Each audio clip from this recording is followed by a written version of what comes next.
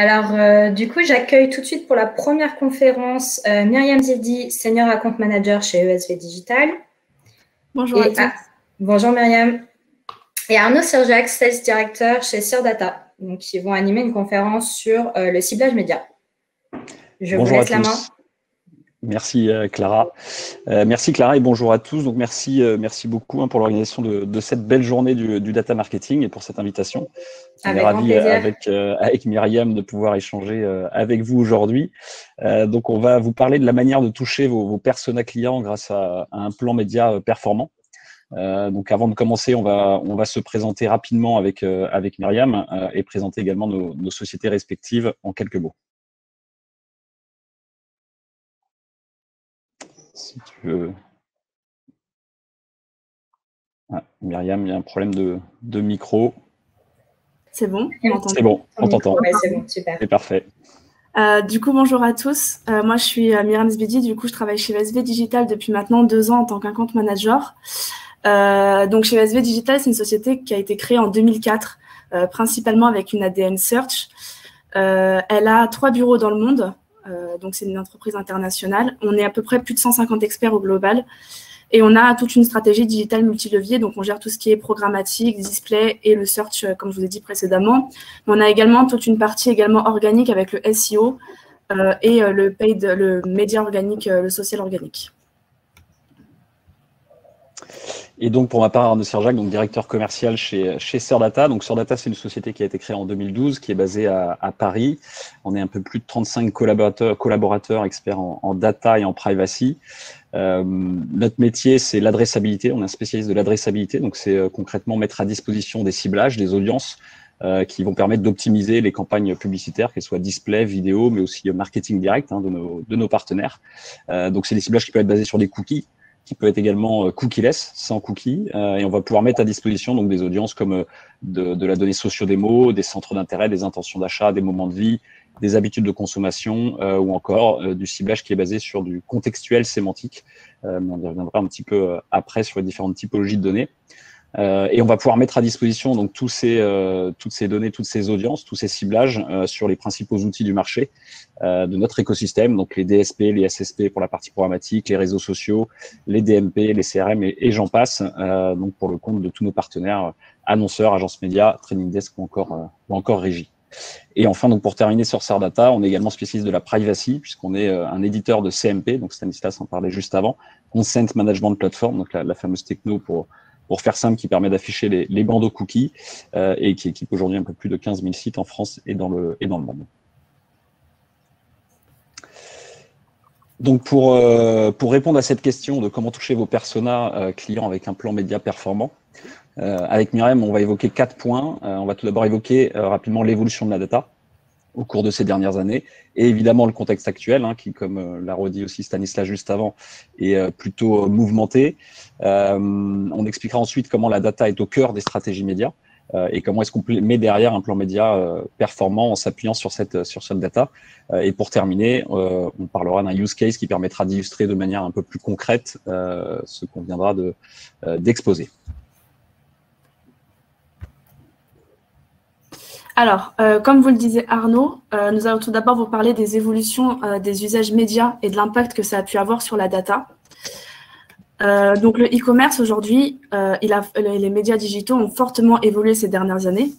On le constate principalement via le chiffre d'affaires qui est réalisé sur le e-commerce. On voit qu'il y a un réel boom des achats, du chiffre d'affaires qui sont réalisés sur le e-commerce et qui ne cessent de progresser d'année en année. Et d'autre part, selon une étude réalisée par Magna Advertising, on constate que les investissements médias offline, donc tout ce qui est presse, TV, radio, régressent ou stagnent en fonction duquel on parle, ces dernières années pour laisser place du coup aux médias online, donc les médias digitaux, donc tout ce qui est réseaux sociaux, display, search, qui eux du coup progressent beaucoup plus rapidement. Et du coup, c'est une première mondiale, mais aujourd'hui, le digital représente plus de la moitié des investissements totaux, donc c'est un grand changement des 2 dernières années. Donc ça, c'est la petite nouveauté 2021. Le digital dépasse le offline maintenant. Nous savons que ça allait arriver, mais on ne savait pas quand exactement. Mais là, maintenant, c'est désormais officiel. Et du coup, ces évolutions des usages médias et donc ce boom de la data sont liées, car nous avons de plus en plus recours au digital dans les investissements médias. Et du coup, Arnaud va pouvoir vous parler des différentes évolutions techniques et technologiques de la data. Oui, effectivement, comme vient de l'expliquer Myriam, la consommation des médias au global et les ventes en ligne, donc elles ont explosé ces dernières années, on peut dire ces 10-12 dernières années. Et donc le média digital, c'est maintenant a pris une énorme importance dans le mix média des annonceurs, parce que Myriam vient d'expliquer, ça y est, les investissements digitaux dépassent, représentent la plus grosse partie des investissements médias aujourd'hui. Et donc, avec tout ça, avec une très forte croissance ces dernières années. Et donc, de facto, ça a aussi entraîné une révolution de la data sur ces 10 dernières années, rendue possible évidemment par des évolutions technologiques importantes. Donc, si on prend un petit peu de recul, on revient un petit peu en arrière, il y a encore, je pense, une quinzaine d'années, le principal ciblage qu'on utilisait, c'était du ciblage éditorial. Je sélectionne des sites en fonction de leur thématique principale et je diffuse sur ces sites pour toucher mon audience. Donc, par exemple, je suis Decathlon, je suis GoSport, je suis Sport 2000. Je vais acheter de l'inventaire et diffuser mes campagnes sur des sites comme L'Équipe, comme Eurosport, comme Sport 24, où j'ai plus de chances de toucher une audience affinitaire puisque mes produits ou mes services sont en lien direct avec le contenu sur lequel je diffuse. Mais ça, c'était il y a 15 ans.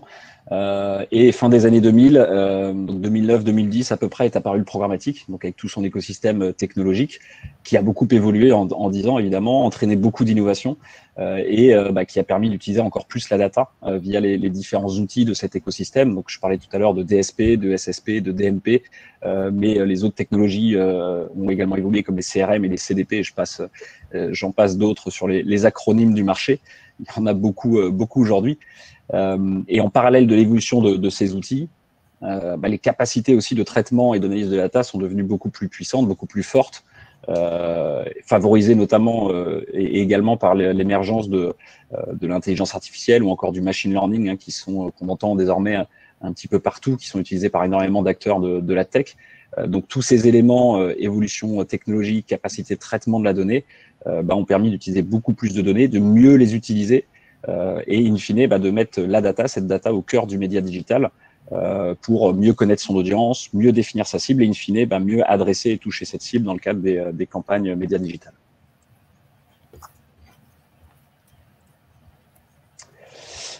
Et donc, comment parler de la data, du contexte de la data, sans évoquer le contexte actuel dans lequel on évolue désormais. On a aujourd'hui sur notre marché, pour résumer, grosso modo, 2 gros changements, 2 bouleversements majeurs qui viennent impacter la matière dont on utilise ou dont on utilisait la data. Alors tout d'abord, c'est un cadre réglementaire renforcé ces dernières années, donc je vais aller assez rapidement dessus, mais le RGPD en 2018, le règlement e-privacy, qui viennent renforcer les règles autour de l'obtention du consentement de l'utilisateur pour traiter un certain nombre de ses données personnelles, pour pouvoir déposer des cookies qui sont très largement utilisés aujourd'hui dans notre écosystème sur le marché digital pour stocker et utiliser la donnée notamment. Et plus récemment, les dernières lignes directrices de la CNIL et les recommandations associées qui ont dû être mises en application au 1er avril 2021 et notamment, donc l'élément le plus marquant, on va dire, de ces directives, c'est la nécessité d'avoir une mécanique de refus du consentement dès le premier écran des consent management plateformes, des CMP, donc sur le banc de cookies, qui ont un impact sur notre marché et sur l'utilisation de la donnée. Autre changement majeur, c'est les contraintes qui sont imposées par les principaux acteurs de notre marché.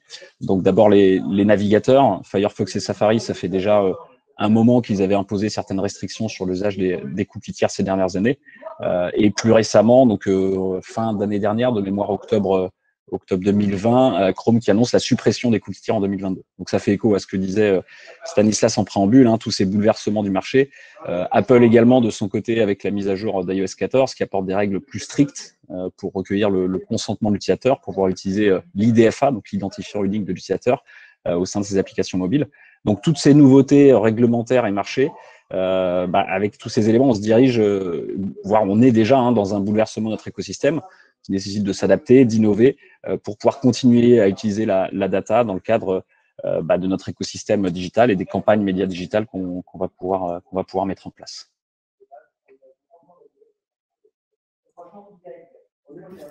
Donc, comme vous le disiez Arnaud, on va pouvoir parler du coup de toutes les évolutions technologiques de la data donc dans notre stratégie média.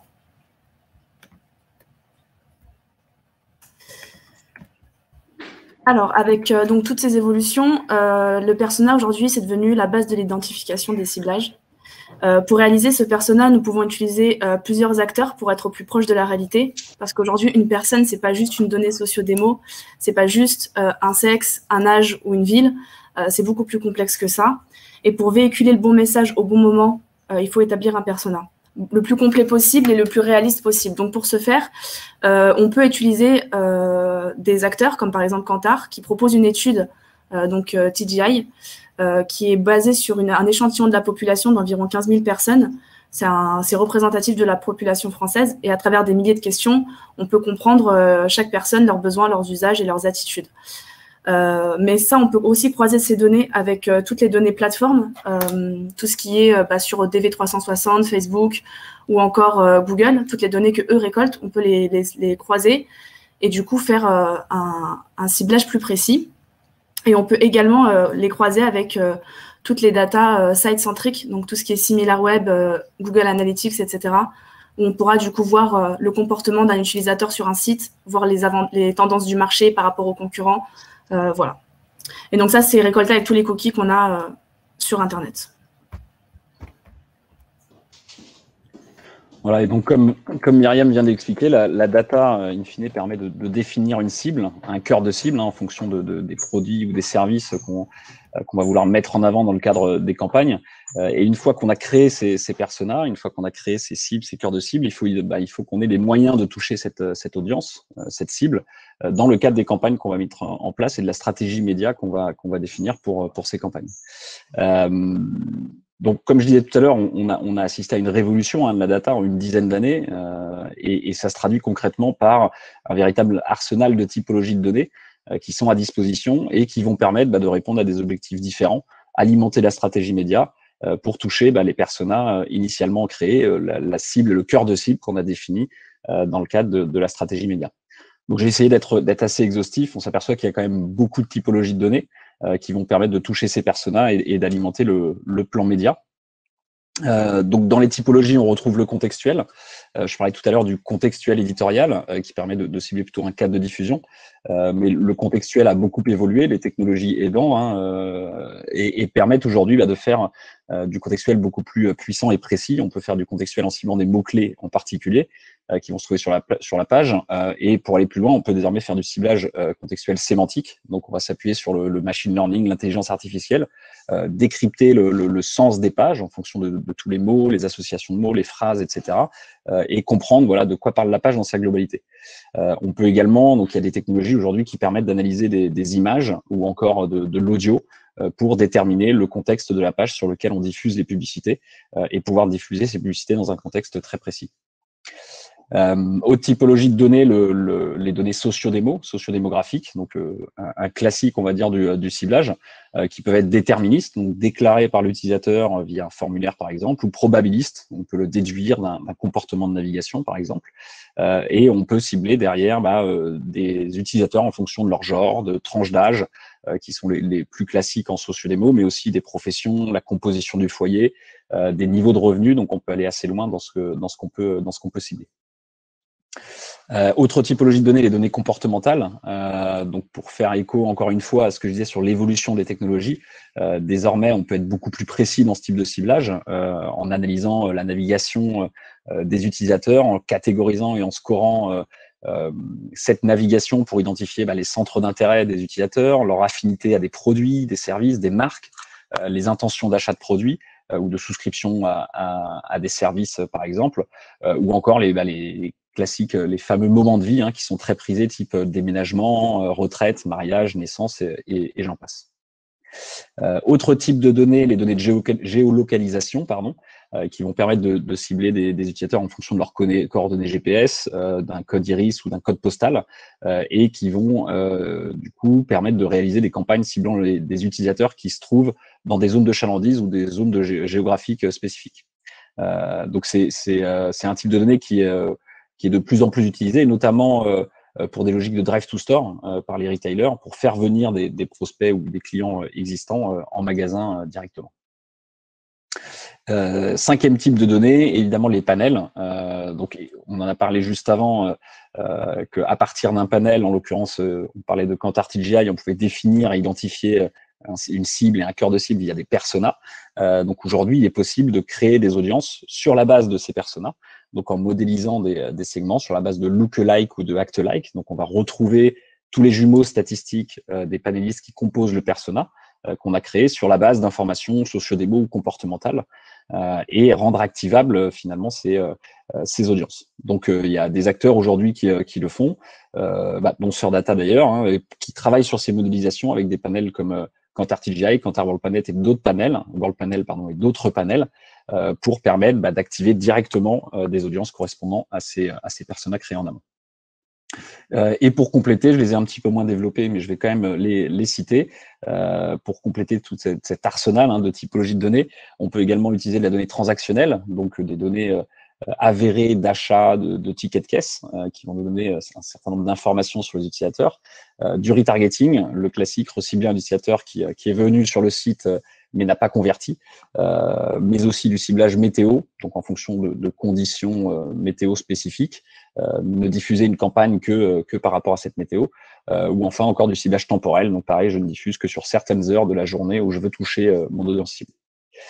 Donc voilà, donc pour résumer, une fois qu'on a défini le ou les personas qui vont nous permettre d'identifier les cibles qu'on souhaite toucher dans une campagne, qui sont au cœur de la stratégie média, on va pouvoir piocher, utiliser différents types de données pour alimenter ce plan média qu'on va mettre en place et qui du coup va être plus performant, notamment grâce à ces datas. Alors du coup, pour le plan média, on va créer un plan média qui soit performant en s'appuyant sur la data, donc avec tout ce qu'on a vu précédemment, avec les personas, etc. Il faut qu'on puisse communiquer au bon moment à la bonne personne. Donc dans le tunnel de conversion, dans le parcours d'achat, il y a différentes phases, donc tout ce qui est notoriété, visibilité, donc ça c'est en amont de l'envie d'achat. Après on découvre, après on convertit et après on fidélise.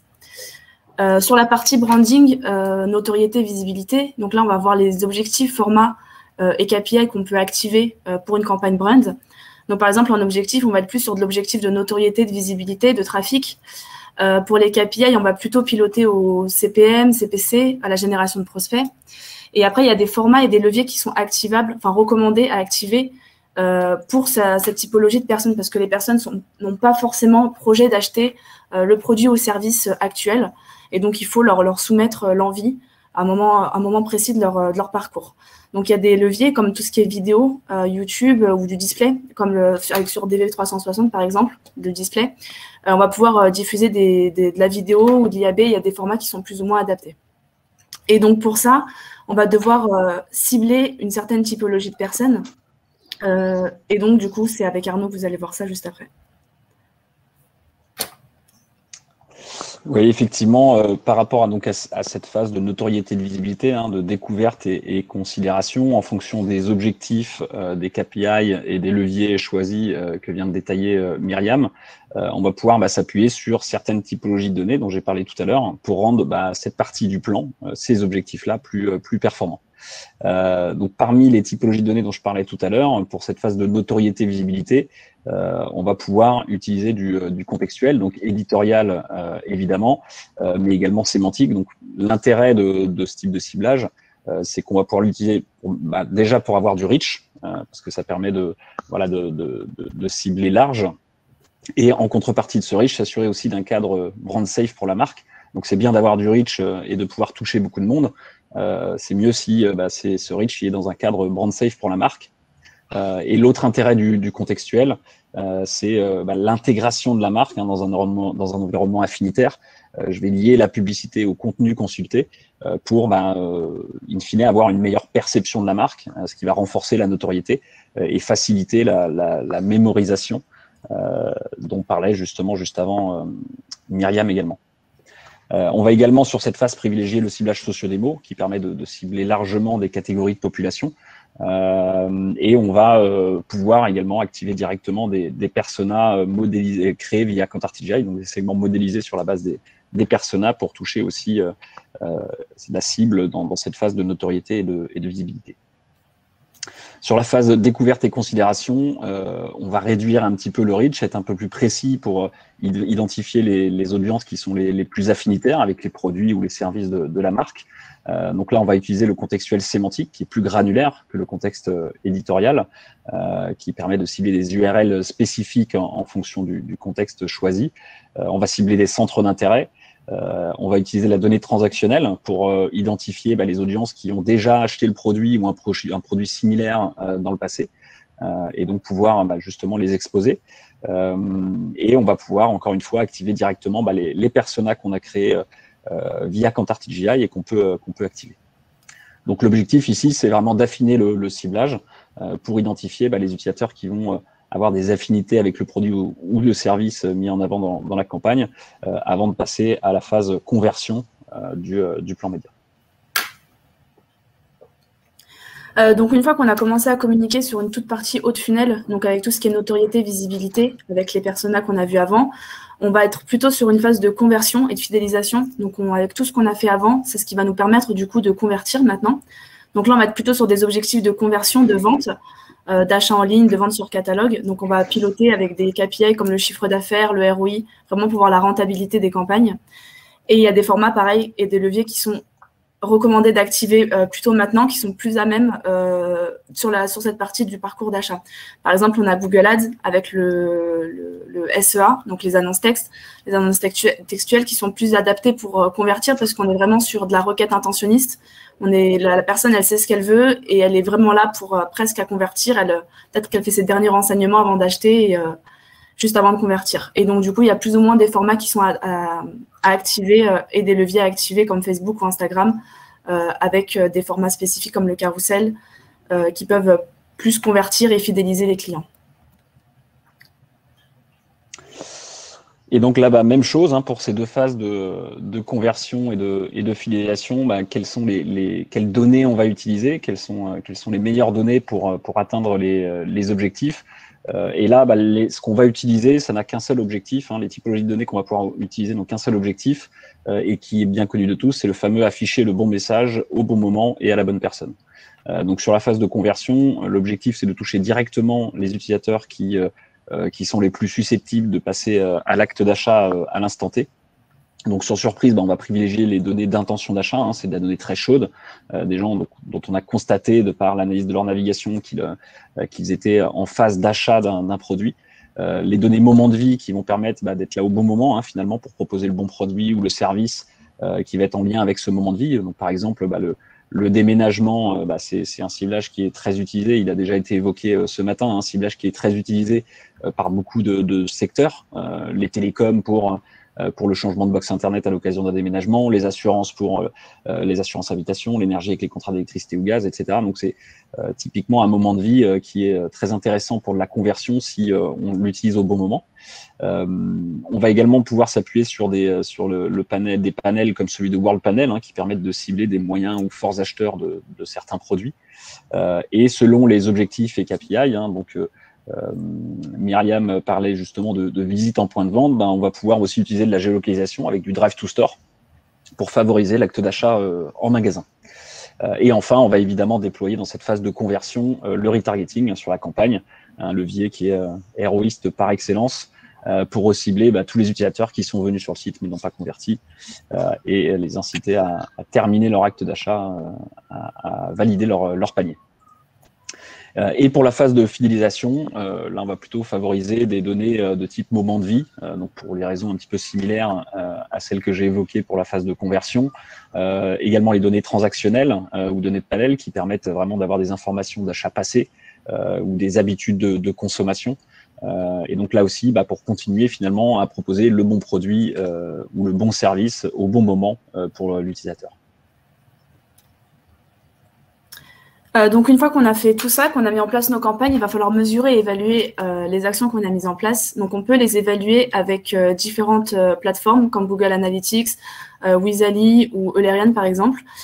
C'est des plateformes d'attribution et donc, du coup, on pourra voir toutes les actions qu'on a mises en place précédemment sur des campagnes, par exemple, branding, donc vraiment haut de funnel, les audiences qui ont fonctionné, les les formats qui ont fonctionné, les leviers qui ont fonctionné, qui ont permis d'alimenter du coup toutes les audiences bas de funnel, vraiment qui ont donné envie aux gens d'acheter ou de convertir, et après voir qui a converti réellement, quelle audience, et donc du coup on peut plus ou moins activer ou désactiver les audiences qui ont bien fonctionné après. Donc maintenant on va mettre, avec tout ce qu'on a dit précédemment, on a préparé un use case, donc c'est quelque chose qu'on a mis en place avec Thalys. La problématique de Thalys aujourd'hui, c'était vraiment avec toute la crise Covid, c'est vraiment de réaliser une stratégie média post-Covid. Donc vraiment, pendant 1 an, ils n'ont quasiment pas communiqué. Les personnes étaient un peu frileuses de revoyager à l'étranger avec les différentes restrictions qu'il y avait. Donc l'avantage, nous, c'est ce qu'on a fait, c'est qu'on a établi d'abord une cible. Donc on a vu qu'il y avait 2 typologies de voyageurs, les voyageurs frileux, donc ceux qui avaient un peu plus de mal, qui étaient un peu plus réservés pour reprendre la route dès maintenant, et les voyageurs qui avaient plutôt hâte, justement, qui se sont dit, les frontières rouvrent, on y va. Et donc, du coup, on a établi des cibles, des audiences, donc vraiment de voyage avec Thalys. Et l'objectif principal, c'était vraiment de convertir au final. Et donc, pour ça, on a préparé un dispositif branding, du coup, qui alimentait la perf. Donc, pour ça, on a créé des personas avec Kantar TGI. Ensuite, on a choisi un cadre de diffusion. Donc, on a choisi différents leviers. Donc, on avait préparé, par exemple, des formats IAB, des leviers comme le display, le social, ou encore le SEA, et les formats qui allaient avec, du coup, les images, les carousels, les IAB, habillage, etc. Et une fois ça, on a piloté nos campagnes et on a évalué les performances de nos campagnes. La stratégie média, ça s'est articulé autour de 3 axes. Donc vraiment la partie notoriété, donc vraiment visibilité des annonces. L'objectif, c'était vraiment de couvrir le haut de funnel d'achat en répondant à un besoin de voyage, donc vraiment sur des audiences précises, mais plutôt froides. Donc par exemple, tout ce qui est audience in-market, affinitaire. Ensuite, on avait tout un objectif de trafic sur site, donc ça, c'est la partie considération. Donc ça va pouvoir couvrir le milieu de tunnel en engageant l'audience et donc du coup d'alimenter nos bassins d'audience pour la partie retargeting qui va suivre après, donc avec la partie achat. Donc la partie conversion, donc là on va pouvoir principalement retargeter nos audiences. Donc on va faire tout ce qui est une partie retargeting, in-market, vraiment intentionniste pour le coup. Et entre chaque phase, on exclut les personnes qu'on a déjà touchées précédemment, par exemple. Et donc là, on va voir les différentes audiences avec Arnaud, du coup, pour les différentes phases qu'on aura pu activer. Voilà, donc qu'est-ce qu'on met comme exemple de ciblage dans ce use case? Qu'est-ce qu'on a pu utiliser pour justement coller à ces différentes phases du plan média? Donc sur la première partie, la partie notoriété, on va davantage travailler sur le contenu, utiliser le contextuel pour aller toucher de manière large dans un premier temps tous les utilisateurs intéressés par le voyage qui consultent ce type de contenu en ce moment. On va travailler plus largement sur les utilisateurs qui ont un intérêt pour le voyage, des habitudes spécifiques auxquelles la campagne peut répondre. Et donc, l'idée, c'était aussi de toucher ceux qui réservent à la dernière minute, notamment en cette période de sortie de crise, toucher ceux qui ont des budgets plus réduits et qui peuvent pas forcément se rendre à l'autre bout du monde. Et donc, répondre in fine à cet objectif de création de besoins de voyage, de réponse à un besoin de voyage dont parlait Myriam juste avant. Sur la phase de considération, on a affiné le ciblage. Donc, l'idée, c'était via des créas un peu plus spécifiques, plus engageantes, d'aller chercher des utilisateurs sur des ciblages un peu plus spécifiques. Donc, sur le contextuel, on va affiner. Je parlais d'un contextuel large pour cibler en général le voyage. Là, on va être plus spécifique en allant chercher tous les contenus qui parlent spécifiquement des destinations couvertes par Thalys. Donc la Belgique, l'Allemagne, la Hollande. On va également commencer à activer de l'intentionniste, ceux qui plus généralement cherchent des voyages en train, des billets de train, sont intéressés pour voyager dans l'ouest de l'Europe. Et on va travailler aussi sur du lookalike d'acheteurs et de visiteurs du site. Et enfin, sur la dernière phase donc de ce plan et de la campagne, on a travaillé sur la phase d'achat, travaillé sur les intentionnistes, en étant encore plus spécifique. Donc, aller chercher les utilisateurs qui ont un besoin présent, existant à un instant T, et sur les destinations, encore une fois, couvertes par Thalys, donc Belgique, Bruxelles, Amsterdam, des villes allemandes également. Travailler aussi sur ceux qui voilà, cherchent un voyage de dernière minute pour leur proposer les destinations de Thalys, et évidemment on va terminer également par du retargeting, donc le retargeting qui va nous permettre qui nous permettait de cibler les visiteurs de sites et les abandons de panier pour in fine les inciter à terminer leur achat. Donc une fois qu'on a établi toutes les audiences, on active des leviers, comme je vous ai dit précédemment, bien précis. Donc par exemple avec de la vidéo pour la partie notoriété, de la partie plus sociale, display avec la considération, et de la partie plutôt bas de funnel pour la partie achat. Merci à tous de nous avoir écoutés. Je ne sais pas si vous avez des questions. Merci à tous. Alors, il y a une petite question donc de Thibaut. Intégrez-vous aussi des médias offline dans vos médias? Alors, pour ma part, du coup, chez ESV, actuellement, non, parce qu'on est une agence spécialisée principalement digitale, mais du coup, nos plans médias, du coup, sont principalement digitaux. Mais après, oui, ça doit se faire. Ça se fait, je pense. Oui, alors, de mon côté, on n'active pas directement de plan média. On va plus fournir la partie data, qui, pour le coup, peut être également utilisée dans le cadre de campagnes médias offline, alors médias offline, tout dépend ce qu'on entend offline, mais en tout cas plutôt les campagnes de marketing direct type email, SMS, postal, etc. Ok, très clair. On a une seconde question. Donc, quel est le coût du panel TGI? Je ne sais pas si vous pouvez le donner. Je ne sais pas du tout si je peux le donner. Oui, alors il y a peut-être deux éléments. Il y a effectivement le coût pour utiliser le panel qui va permettre effectivement de définir des personas, et ça effectivement je suis pas sûr qu'on puisse communiquer sur ces éléments, mais on peut transmettre des contacts de chez Kantar TGI qui seront ravis de répondre à cette question et de donner la réponse. Et sur la partie activation de ces personas, donc on peut mettre à disposition sur la partie programmatique, on va pouvoir les mettre à disposition au CPM à l'activation, sur des CPM qui sont entre 1 € et 1,50 €. Et du coup, est-ce que cela apporte une vraie valeur ajoutée VS les données Google et Facebook? Alors, je pense que c'est plus sur ma partie, là, cette réponse. Alors oui, la réponse est oui, pas forcément pour tout. Typiquement sur Facebook, ils sont aussi très forts, ils ont énormément de données, mais ils ont un petit peu des trous dans la raquette. Alors notamment certains moments de vie sur lesquels il y a un petit peu moins de données disponibles sur Facebook, et où là ça peut avoir un intérêt derrière de pousser des données tierces, ou encore par exemple les personas TGI qui vont être directement modélisés. Ça, c'est pas une offre qui est disponible via Facebook et qui pourra être activée directement via Facebook. Pareil pour Google, même principe, il y a une certaine typologie de données sur lesquelles il va y avoir plus d'intérêt que d'autres à utiliser la donnée. Après, c'est du test aussi de performance entre des segments de données tierces et des segments de Google. Et encore une fois, TGI, par contre, ce n'est pas disponible directement mis à disposition par Google, et il faut passer par des acteurs tiers, effectivement. Alors, les questions s'enchaînent. Donc, on a une question. Quel temps de mise en place des personas avec TGI et avec SurData? Tu laisses commencer, Arnaud? Tu veux que je commence? Vas-y, à toi l'honneur. Okay. Alors, chez ESV, en tout cas, pour faire des personas avec TGI, on a à peu près 24 à 48 heures en fonction des allers-retours qu'on peut avoir. Donc ça, c'est assez rapide, on va dire, à mettre en place pour faire un persona assez précis, donc avec toutes les audiences, tout le panel qu'on aura pu avoir avant. Et toi, Arnaud, du coup, je ne sais pas combien de temps tu mets pour établir sur la création du segment à la modélisation, si le persona est déjà créé, donc si ESV, par exemple, m'envoie un persona déjà créé, c'est un fichier qu'il m'envoie, nous, on a les algorithmes déjà en place qui permettent d'ingérer directement ce fichier, de modéliser et de créer le segment en moins de 24 heures. Le temps un peu plus long peut être plutôt sur la mise à disposition de la plateforme, de l'outil sur lequel il va être utilisé, DSP ou SSP, donc c'est plus en fonction de ces outils-là où il peut y avoir un peu plus ou moins de temps de mise à disposition, et puis après le temps qu'il y ait du volume quand même qui popule ce segment, mais Donc voilà, pour la création et la mise à disposition, c'est 24 à 48 heures en moyenne.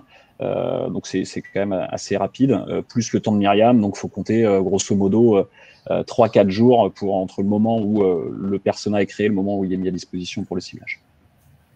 Donc ça reste assez rapide. Hein. C'est plutôt rapide. Alors ensuite, concrètement, dans ton setup, comment tu fais pour cibler ton persona? Une seule audience qu'il représente ou tu touches une seule personne via plusieurs audiences? Alors, du coup, on va utiliser quand même... comment dire?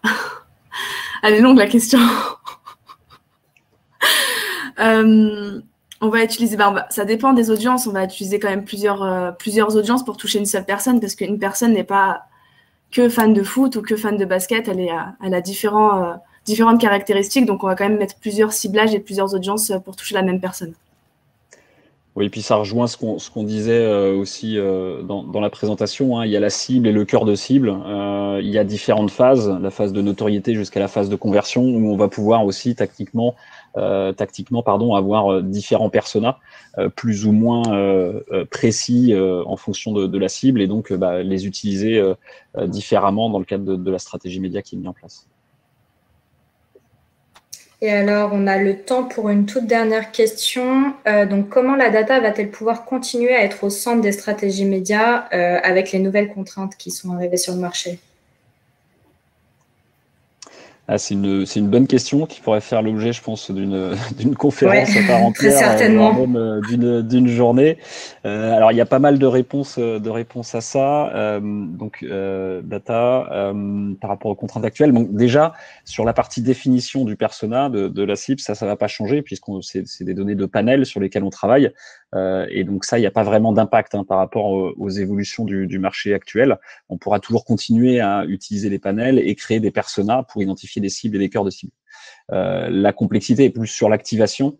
Alors, la partie réglementaire, la CNIL, elle n'interdit pas d'utiliser un cookie, elle n'interdit pas le ciblage en général, c'est juste qu'elle l'encadre, c'est plutôt une bonne chose, hein. Elle encadre l'usage des données personnelles, informer l'utilisateur, etc. Donc, c'est pas tellement au niveau réglementaire que la problématique se trouve. C'est plus au niveau des contraintes marché, des évolutions du marché. Donc, Gamned le disait ce matin, la suppression des cookies tiers par Chrome, ça devrait pas intervenir avant mi-2022, voire plus tard. Donc, déjà, pour le moment, on a encore du temps. Et par ailleurs, on parle de cookies tiers. Donc, c'est différent du cookie first. Donc, on peut continuer à utiliser du cookie first, la donnée de l'annonceur ou la donnée de l'éditeur. Donc, ça, là-dessus, on pourra continuer à travailler sur ce type de données. Et puis, plus généralement, il y a des nouvelles solutions de ciblage, cookieless, des solutions d'ID, des Unify ID, des LiveRamp, ITS, des ID5, des EOTAP, etc. Toutes ces initiatives qui se créent et qui créent des ID pour remplacer le cookie. Donc, le cookie tiers va disparaître, mais il va être remplacé par d'autres types d'ID qui vont pas forcément nous permettre de faire exactement les mêmes choses, mais où on pourra continuer à utiliser la data. La clé, ça va vraiment être le reach de ces ID, l'interopérabilité dans notre écosystème actuel de ces différents ID, et notamment le programmatique. Donc, voilà, pour résumer, on pourra toujours continuer à mettre la data au centre des stratégies médias. On le fera sûrement un peu différemment, peut-être avec un peu moins de reach qu'avant, mais surtout avec la nécessité d'innover encore ces prochains mois avant que ces contraintes soient complètement effectives, quoi. Écoutez, je crois que c'est tout. Un grand merci Arnaud et Myriam pour ce partage. Merci à vous. Clara, et merci à tous. À très bientôt. À bientôt. Merci.